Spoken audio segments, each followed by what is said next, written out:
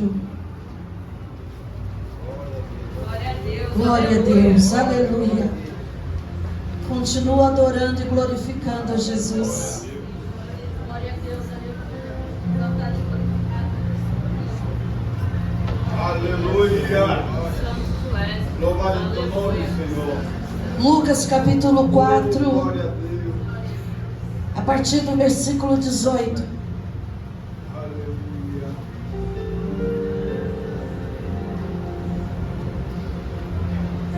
Todos acharam? Amém. Vamos ler juntos? O Espírito do Senhor é sobre mim, que me ungiu para evangelizar os pobres. Enviou-me a curar os quebrantados do coração e a pregoar liberdade aos cativos e dar vista aos cegos, a pôr em liberdade os oprimidos e anunciar o ano aceitável do Senhor. Amém. Pode se assentar.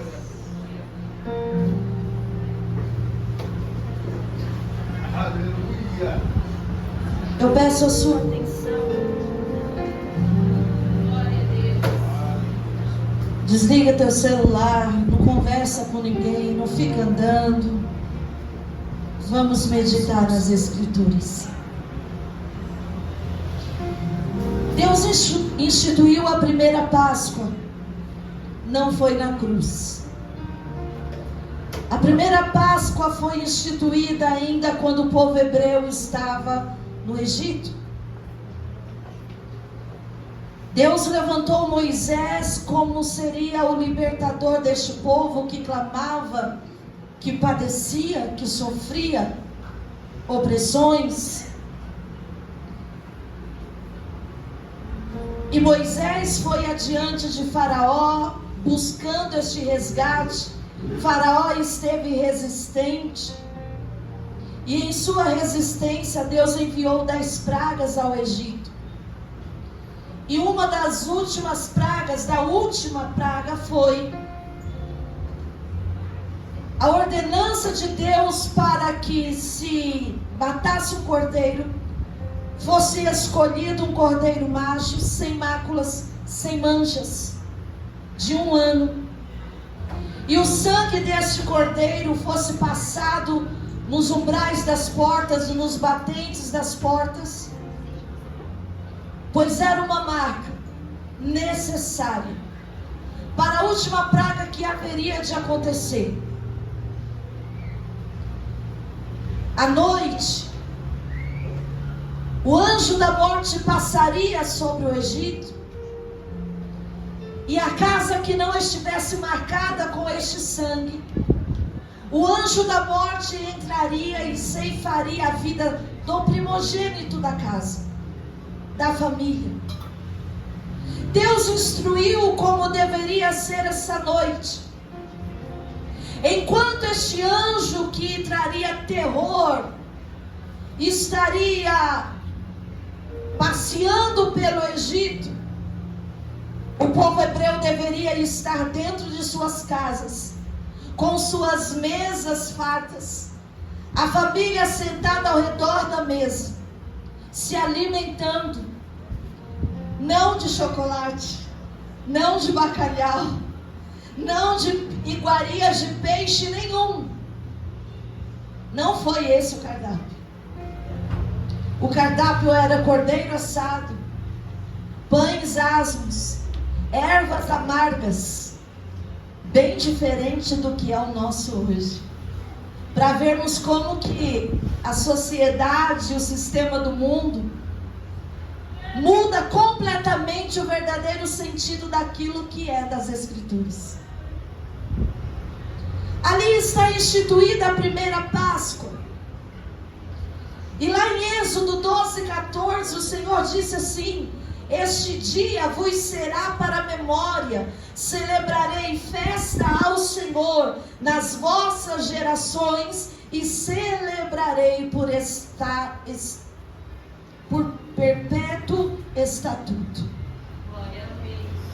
Então Deus instituiu essa festa para sempre, perpetuamente, gerações pós geração. Milhares de anos se passam, e este povo caminha sob promessa de uma terra prometida, e de repente agora surge então a promessa de um Messias, de um Salvador. Agora não é promessa de uma terra que eles iriam habitar, agora é a promessa de um Salvador. O homem passa a viver debaixo desta promessa de um Salvador que viria. E é Isaías, chamado profeta messiânico, que fala e profetiza de uma maneira tão profunda sobre Cristo. E veja bem, Isaías vai viver milhares de anos antes de Cristo. É por essas e outras demais sinais que vamos entender que as Escrituras, que a Bíblia é tão verdadeira. Por que é verdadeira? Porque foi o Espírito Santo que inspirou ela inteira. E ele estava em todos os fatos e momentos. Em Isaías 53, Isaías vai dizer: quem deu crédito à nossa pregação? E a quem manifestou o braço do Senhor? Porque foi subindo como renovo perante ele, como raiz de uma terra seca, não tinha parecer nem formosura, e olhando nós para ele, nenhuma beleza víamos, para que o desejássemos. Era desprezado, e o mais indigno entre os homens, homens de dores, experimentado nos trabalhos, e como um de quem os homens escondiam o rosto, era desprezado, e não fizemos dele caso algum. Verdadeiramente ele tomou sobre si as nossas enfermidades, e as nossas dores levou sobre si, e nós o reputamos por aflito, ferido de Deus e oprimido. Mas ele foi ferido pelas nossas transgressões e moído pelas nossas iniquidades. O castigo que nos traz a paz estava sobre ele, e pelas suas pisaduras fomos sarados. É muito lindo Isaías 53. Eu li só uma parte, depois leia na sua casa. Isaías está profetizando o Messias de dores, que foi ferido, que foi oprimido por Deus, por aqueles que andavam perdidos e cativos. Isaías é aquele que diz que ele foi oprimido, e o castigo que nos traz a paz estava sobre ele, e pelas suas pisaduras nós fomos sarados. Diga para a pessoa que está do teu lado: há milhares de anos atrás Jesus te sarou, você é sarado por ele. Tempos mais tarde, o tempo passou, e numa bela escuridão da noite, em Belém, estrelas brilham de uma maneira diferente, que vai anunciar a chegada desse Messias que Isaías profetizou há milhares de anos atrás. Era um tempo em que Herodes já ouvia falar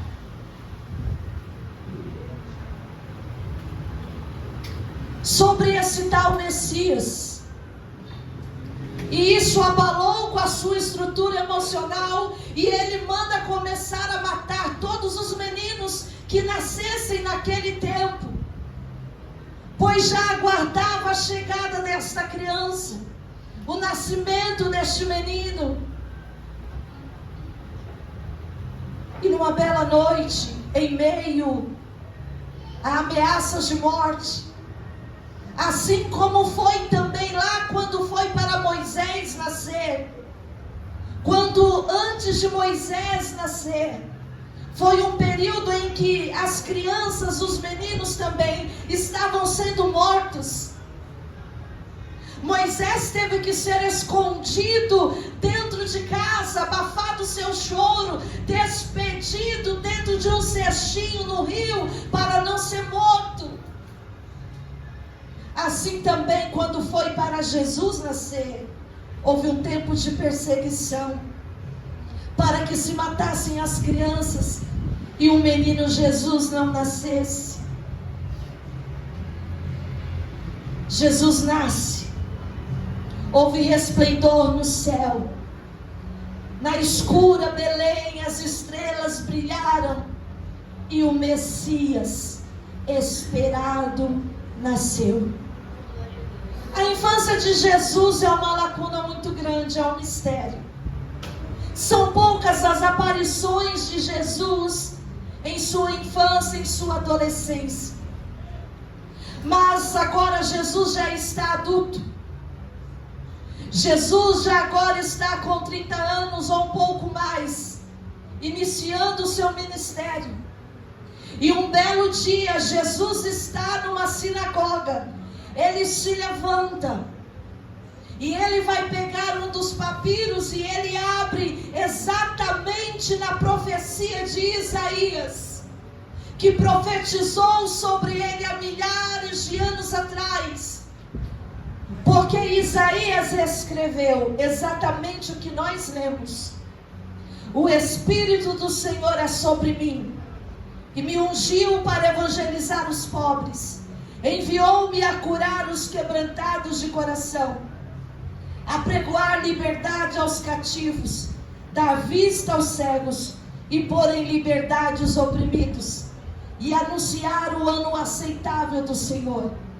E cerrando o livro, tomando-o a dar ao ministro, assentou-se, e os olhos de todos na sinagoga estavam fitos nele. E naquele momento, Jesus estava declarando: chegou este dia, eu sou o Messias enviado. Quando aqueles que estavam ouvindo Jesus ler essa profecia de Isaías, todos ficaram irados, todos ficaram revoltados, expulsaram Jesus da cidade. Jesus segue exercendo o seu ministério. Por onde Jesus passa a cura, por onde Jesus passa a libertação, ressurreição acontece, multiplicação acontece, tempestades e ventos se acalmam. Jesus é o homem dos milagres, Jesus é o homem da vida, Jesus é o homem das novas oportunidades. Está de fato acontecendo a sua missão. Jesus está de fato cumprindo a sua missão. Muitos passam a crer em Jesus, mas de contrapartida,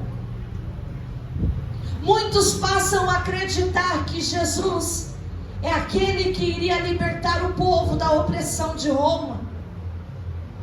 Enxergavam Jesus como alguém que iria causar uma grande revolução na cidade e que iria libertar o povo da opressão de Roma. Um povo que era tão oprimido, impostos tão altos, um povo que encontrava miséria diante de si por causa da opressão de Roma. Enquanto o povo achava que Jesus iria libertá-los de um tempo presente, mal sabia este povo que Jesus havia chegado para libertá-los para um tempo futuro, para uma eternidade. De outro lado, havia os fariseus, até mesmo os sacerdotes, que começou a se incomodar com a popularidade de Jesus.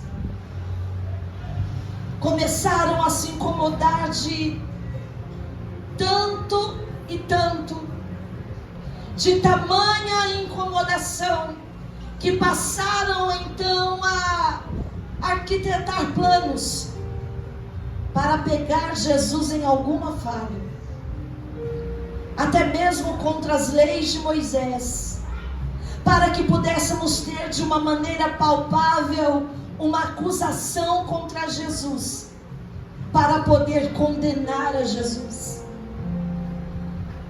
Por fim, o plano era exterminar Jesus, era eliminar Jesus. Jesus passou a ser a pedra no sapato para aquele tempo, para os religiosos daquele tempo. Buscam de diversas formas enlaçar Jesus, prender Jesus, acusar Jesus, mas de todos os laços que eram armados contra Jesus, Jesus escapa de todos eles, porque não havia chegado a hora, não havia chegado o momento em que se daria o cumprimento por total da missão do qual ele deveria de cumprir. Ele não somente deveria libertar, curar, sarar, naquele tempo em que ele estava presente. Ele deveria morrer, e morte de cruz, ser massacrado e humilhado. Deveria se cumprir o processo da cruz, o processo da tumba, e o processo da ressurreição, e a ascensão para o cumprimento da eternidade.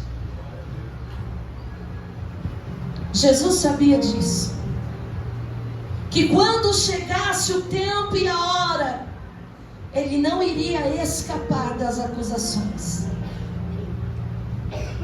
A acusação viria da maneira mais ignorante possível, mas quando chegasse a hora, ele não escaparia. 3 anos se passaram no ministério de Jesus. A cidade está se preparando para a Páscoa. A Páscoa que Moisés instituiu pela direção de Deus há milhares de anos atrás. O povo está celebrando religiosamente, conforme Deus determinou que deveria se celebrar a Páscoa perpetuamente. Então, Jerusalém está celebrando. Jerusalém é o centro, é o lugar aonde pessoas vão sair de todos os estados, cidades, países e se direcionar até Jerusalém para celebrar a Páscoa. A cidade está cheia, triplicou ali os habitantes, a população da cidade. E Jesus quer celebrar a Páscoa com seus discípulos. Ele manda os discípulos prepararem a Páscoa, os discípulos preparam. E quando estão ali celebrando a Páscoa, todos estão à mesa, seguindo todo o ritual, seguindo toda a tradição. Mas aquela Páscoa vai ser diferente. Jesus vai trazer novidades. Naquela mesa, Jesus faz fortes revelações. Ele diz que Pedro irá traí-lo, irá negá-lo. Ele diz que Judas irá traí-lo. Fortes revelações estão acontecendo diante daquela mesa, mas também instruções. Jesus dá determinadas instruções aos seus discípulos, ensino aos seus discípulos. Só que nesta Páscoa, nesta ceia, algo específico, ele institui algo novo.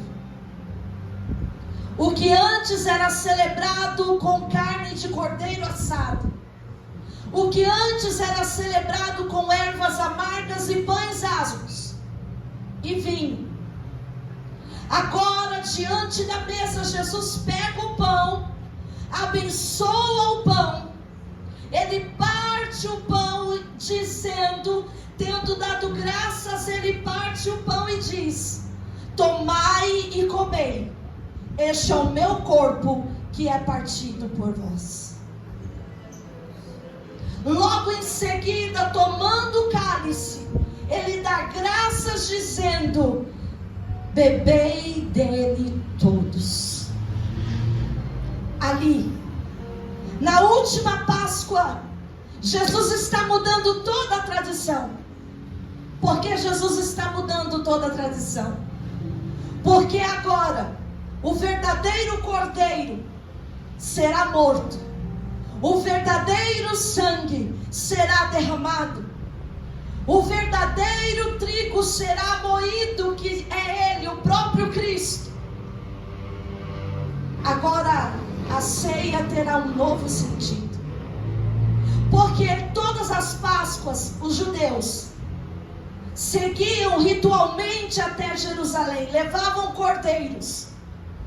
Os cordeiros eram mortos dentro do templo.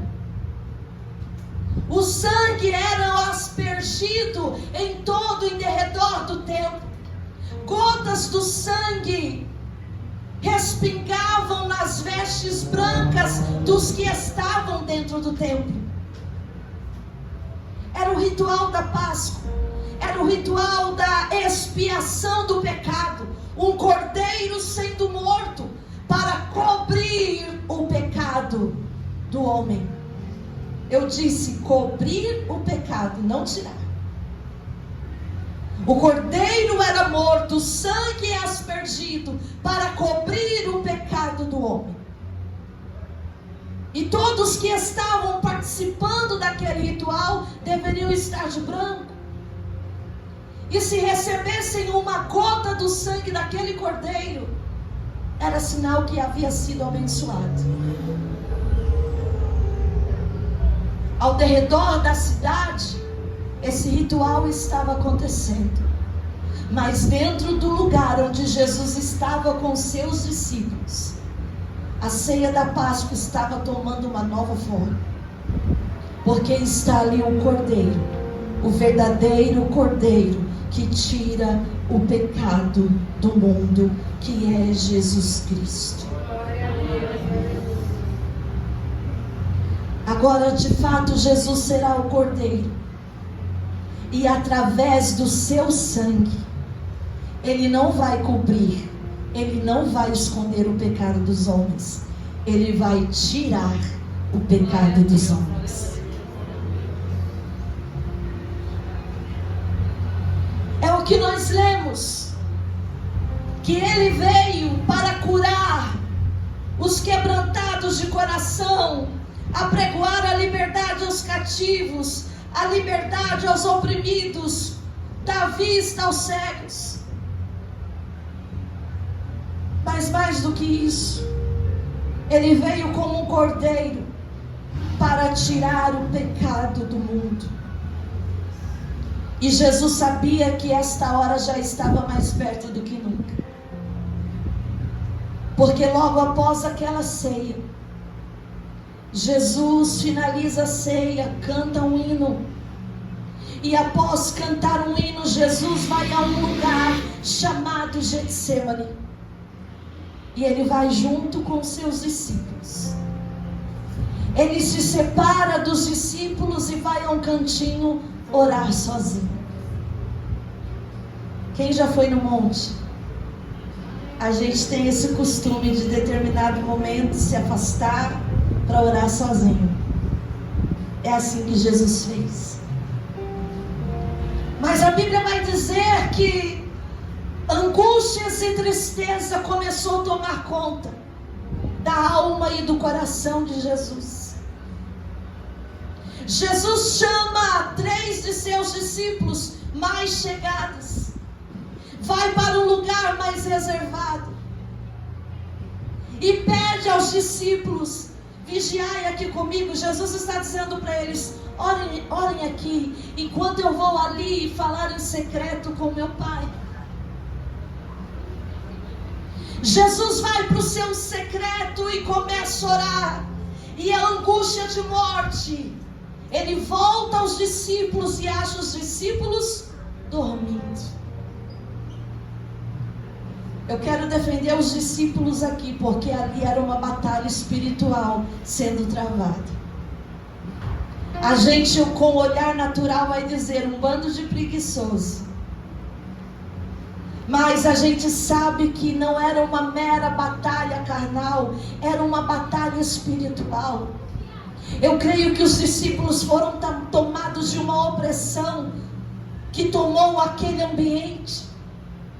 Mas Jesus olha para eles e diz: a minha alma está angustiada até a morte. Vigiai comigo.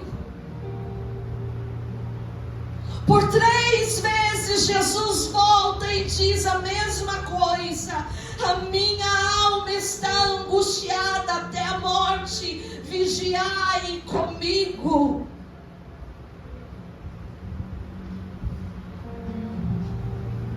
Na última vez, a agonia de Jesus aumenta. E em meio à sua oração, se ele disse que a alma estava angustiada até a morte, eu imagino o peso desta oração. Ele dizendo: Pai, se possível, passa de mim este cálice. Mas se não for possível, seja feita a tua vontade. Será que Jesus estava com medo dos algozes? Será que Jesus estava com medo dos chicotes, da cruz? Não era este o medo de Jesus. O medo de Jesus, o cálice a qual Jesus se referiu, era o momento em que ele e o Pai seriam separados.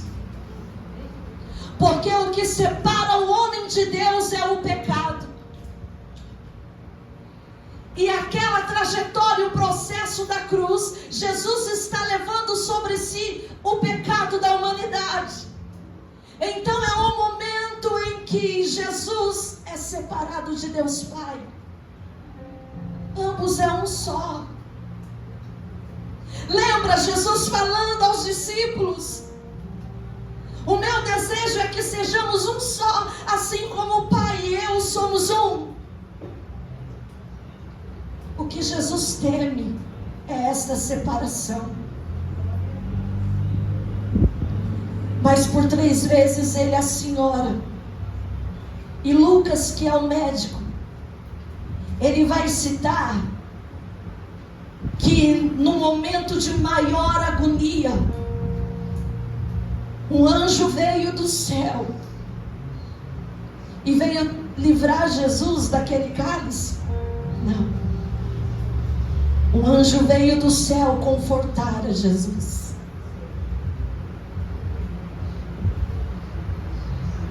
Pai, se possível, passa de mim esse cálice.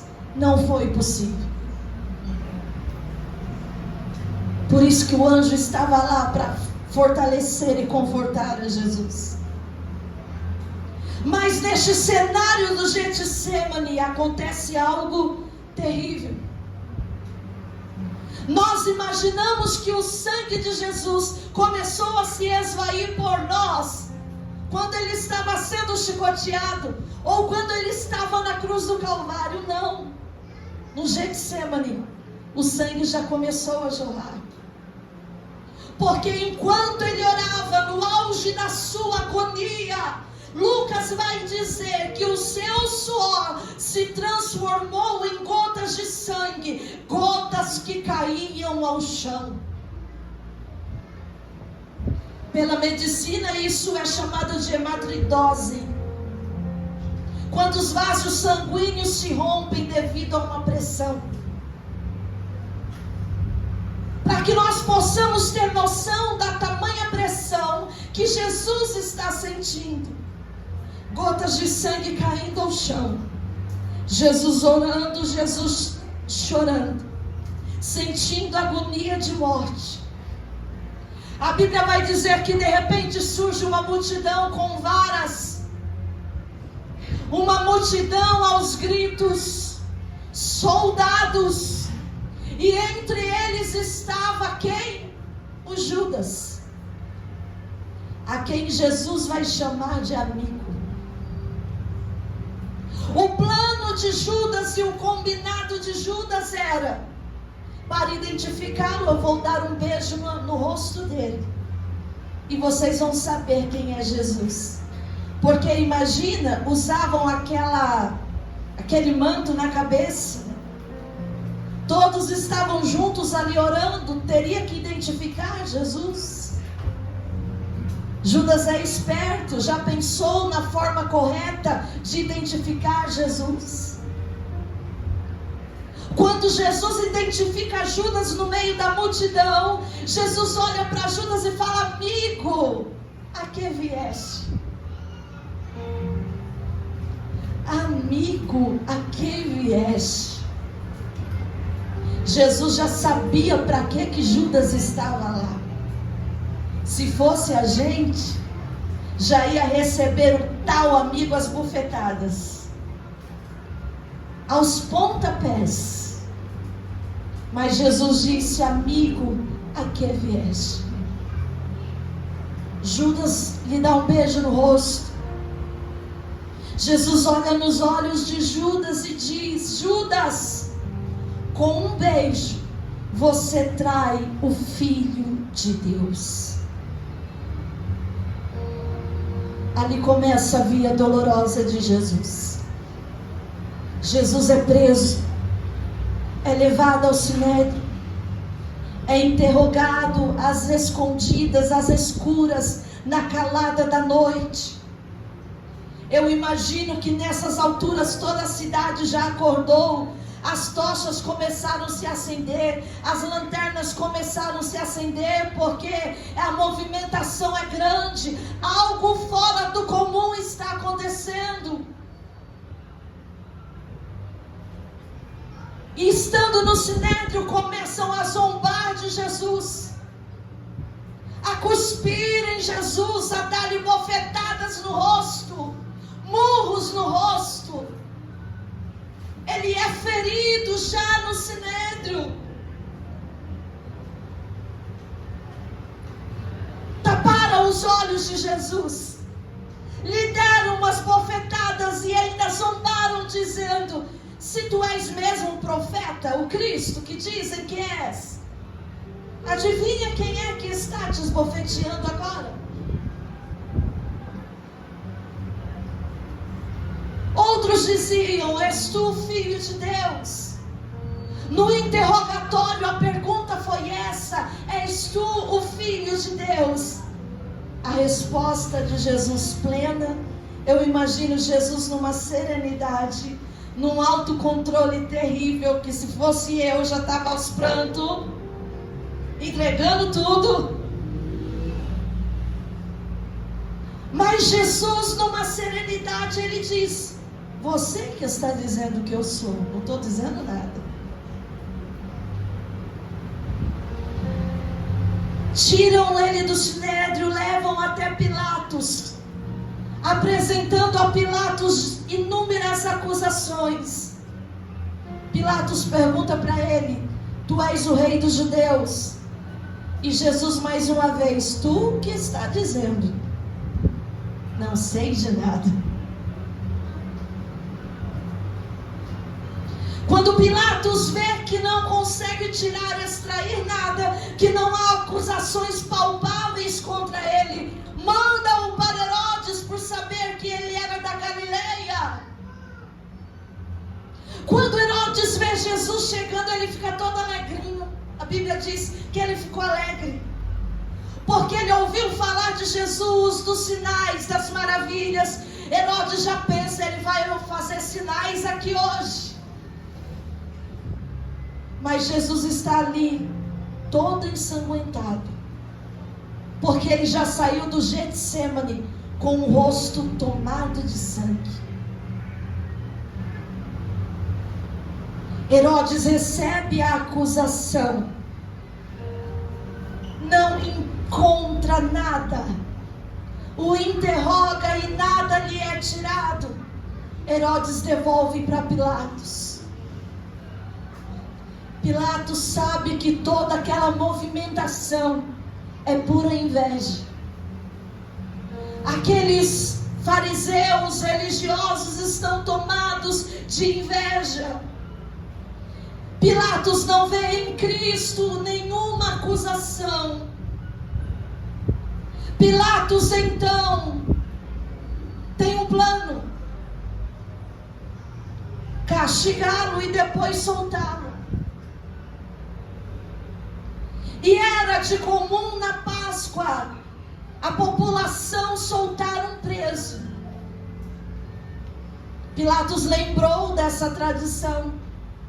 Então ele disse: nós vamos surrá-lo, nós vamos castigá-lo, e logo depois coloca diante do povo dele, e o povo dele vai soltá-lo. Jesus será açoitado. Vocês quase infartaram com o barulho dos chicotes aqui quase agora, né?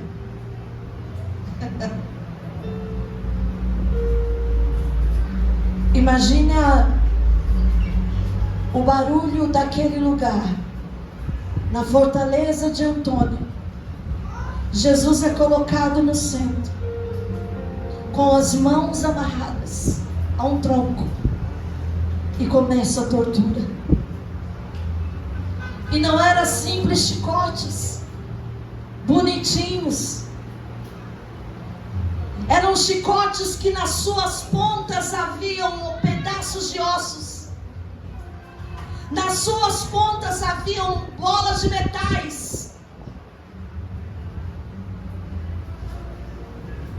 Historiadores dizem que à medida que era chicoteado, no momento em que o chicote ia, cravava os ossos na pele de Jesus, e quando puxava, era arrancado pedaços de carne e pele.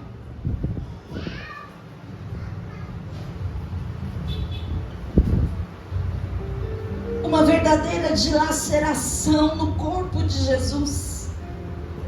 O corpo de Jesus está sendo dilacerado. Segundo estudos do sudário, para quem não sabe, o sudário é o manto que estudiosos dizem que foi envolvido o corpo de Jesus e foi estampado a imagem de frente e costas deste corpo. Segundo estudos do sudário, apresentam uma brutalidade enorme. Segundo o estudo, foram mais de 200 feridas só nas costas. Segundo o estudo, foram 172 feridas na parte da frente. Até mesmo em todas as áreas do corpo. Imagina, 200 feridas, cortes atrás, nas costas, nas pernas, 172 na frente. Não há área no corpo de Jesus que não tenha sido torturado. Segundo historiadores, e até mesmo nessa história, até mesmo a região pélvica de Jesus foi atingida. Não somente o corpo, a região pélvica, mas provavelmente no flagelo do chicote acertou no olho direito, do qual foi perfurado. Porque no estudo do sudário, o olho esquerdo daquele corpo que foi envolvido naquele manto, o olho esquerdo foi perfurado. A bochecha de Jesus está inchada, muitos traumas. Jesus está completamente deformado. Antes mesmo da sentença final. Isso era só os açoites. Isso era só aquilo que falaram de surrá-lo e depois libertá-lo.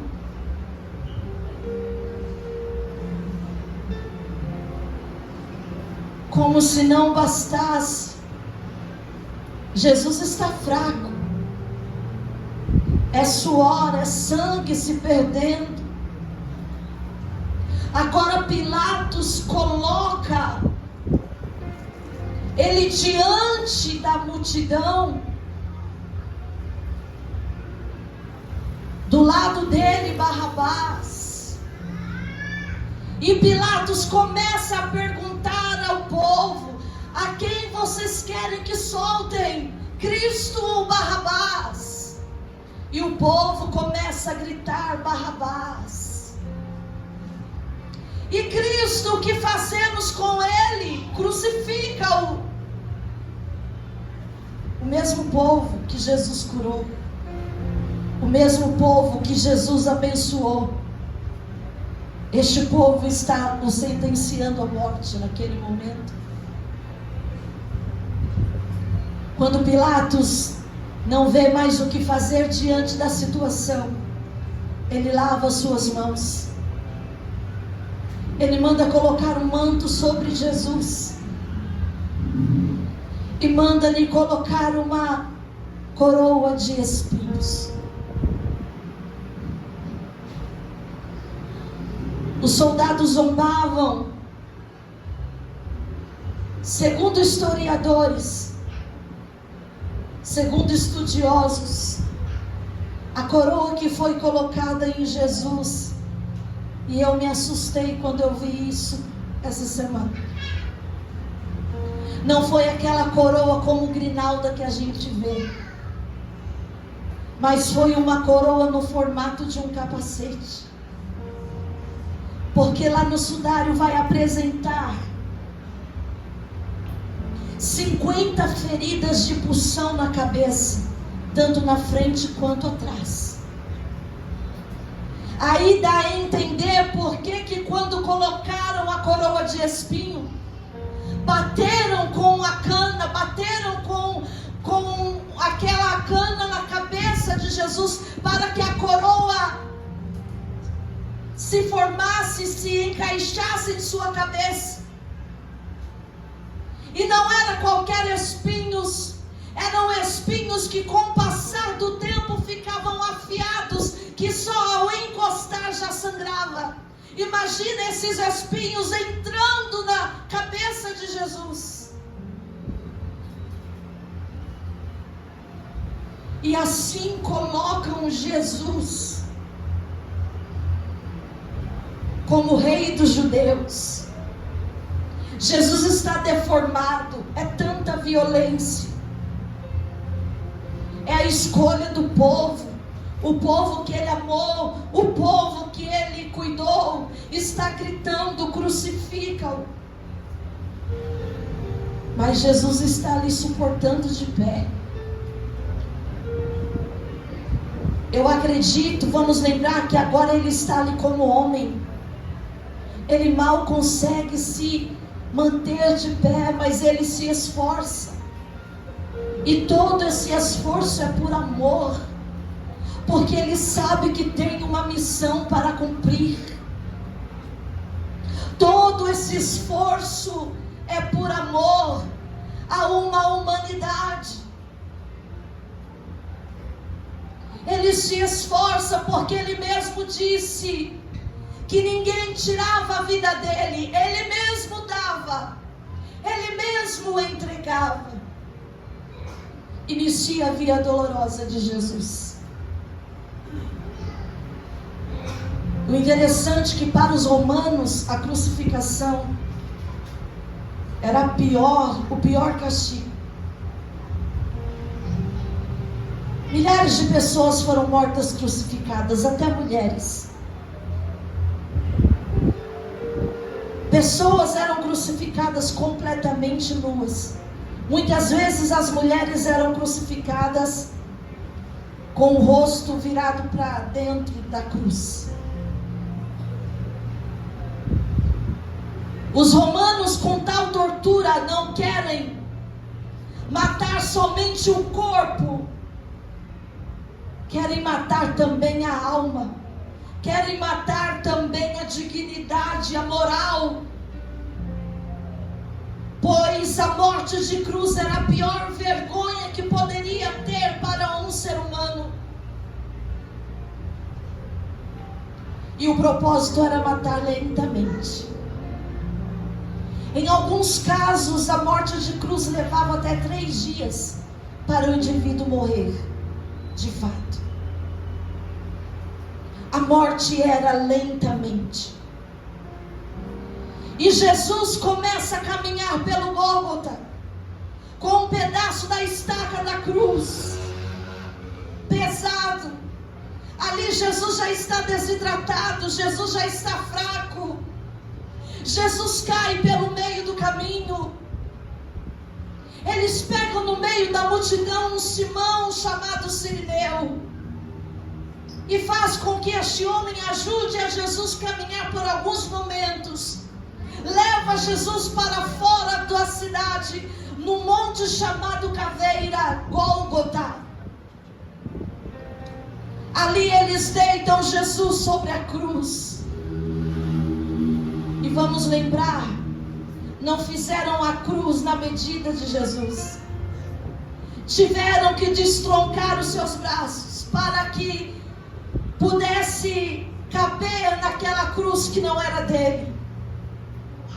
Pregam os pés e as mãos de Jesus com pregos que variam de 5 centímetros a 12 centímetros.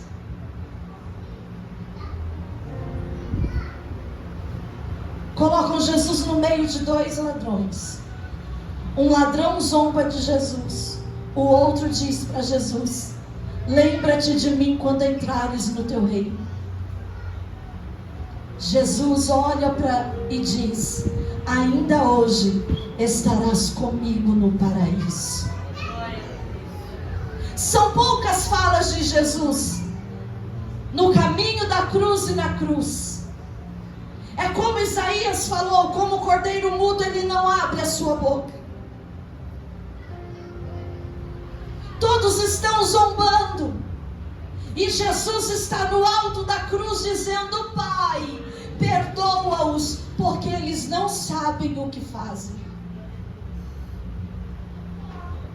É só Jesus mesmo para ter um coração desse.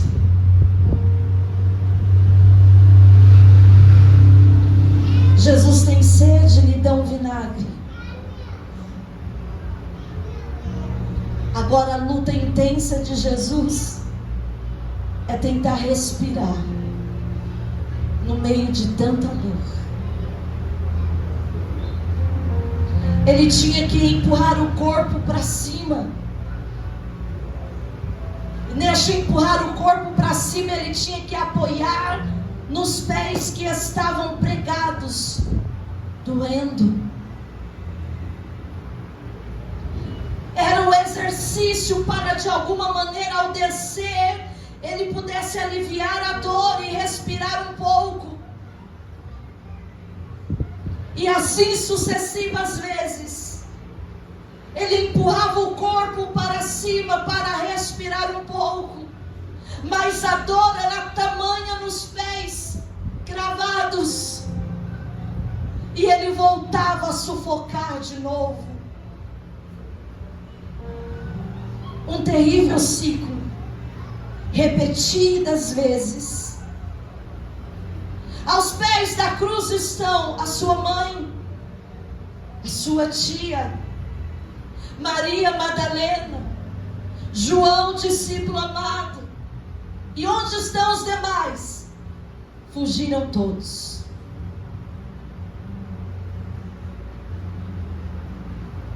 A Bíblia diz que no meio-dia houve trevas na terra. Se quando Jesus nasceu houve resplendor no céu, agora no dia da sua morte houve trevas em toda a terra. Por 3 horas as trevas tomou conta da terra. É onde Jesus vai gritar: Eli, Eli, lama sabachthani. Deus meu, por que me desamparaste? O início do Salmo 22. Por que me desamparaste? É interessante a gente saber de uma coisa, que o maior sofrimento de Jesus não foram os açoites. Misericórdia, pastor. Não foi. A maior dor de Jesus não foi a coroa de espinho, não foi o desprezo das pessoas o qual ele ajudou. Jesus não estava sendo degladiado somente em seu corpo, mas também em sua mente, em sua alma. Imagine você. Você tem um remorso. Pensa nesse remorso. Imagina você tem uma culpa. Pensa nessa culpa. O quanto já doeu e o quanto você já sofreu por esse remorso e por essa culpa.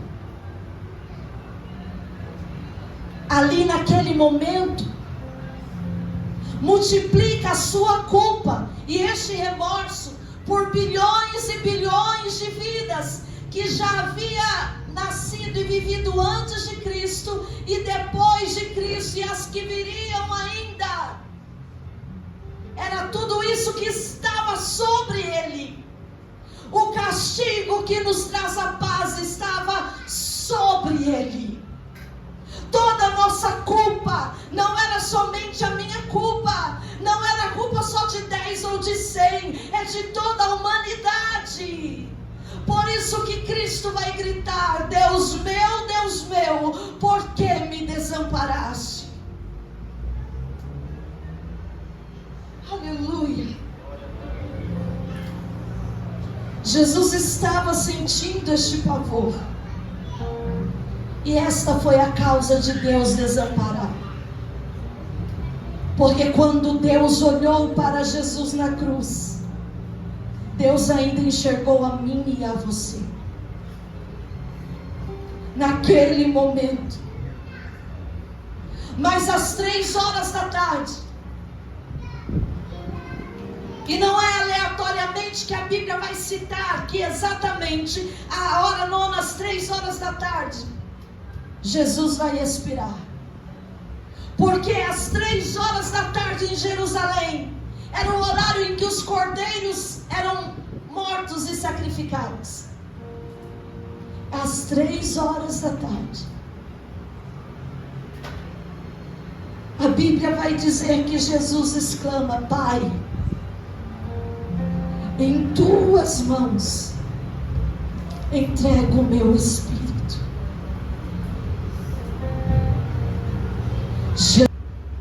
E foram expulsos do jardim.